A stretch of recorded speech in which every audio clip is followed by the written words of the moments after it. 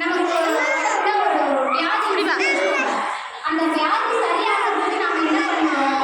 Doctor கிட்ட போவோம். Doctor என்ன பண்ணுவார்? மருந்துகளை கொடுப்பார். அந்த மருந்து கசப்பான்னு தெரிஞ்சோம் நாம சாப்பிடுறோம். எதனால சாப்பிடுறோம்? நம்ம உடம்பு நல்லா இருக்கணும்ன்றதுக்காக சாப்பிடுறோம். அப்போ கசப்பான்னு தெரிஞ்சுமே இந்த மருந்தை நம்ம சாப்பிடுறோம். அதே போலதான் முருகப்பெருமான் நம்முடைய வாழ்க்கையில இருக்கிற பிணிகளை போக்குறதுக்காக கசப்பு எனும் மருந்தாக இந்த சோதனைகளை கொடுக்கிறார். இந்த சோதனைகளை எல்லாம் நம்ம தாண்டி வந்துட்டோம் அப்படின்னா நம்முடைய வாழ்க்கையை உச்சத்திலே வைப்பார் முருகப்பெருமான். யாருமே எந்த நிமிஷமும் முருகப்பெருமான் உங்களை சோதிக்கிறாரே அப்படின்னு துவட்டிடாதீங்க.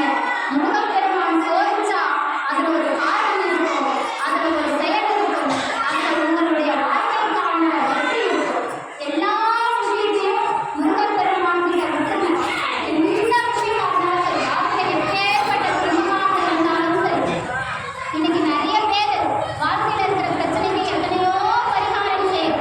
இன்னைக்கு எத்தனையோ கோவில்கள்ல இந்த பரிகாரத்துக்கு இந்த கோவில் போங்க, இந்த பரிகாரத்துக்கு இந்த கோவில் போகணும்னு சொல்லிட்டு நம்மளை எத்தனையோ கோவிலுக்கு போக வைக்கிறது. எல்லா கோவிலுக்கும் போறோம். எத்தனையோ பேருக்கு பிரச்சனை சரியாகுது, எத்தனையோ பேருக்கு பிரச்சனை சரியாகுது.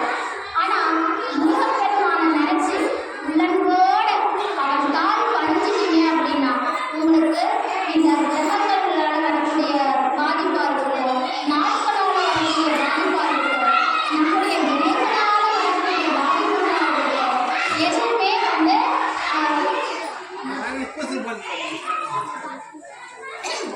எதுவுமே நம்மளை பாதிக்காது.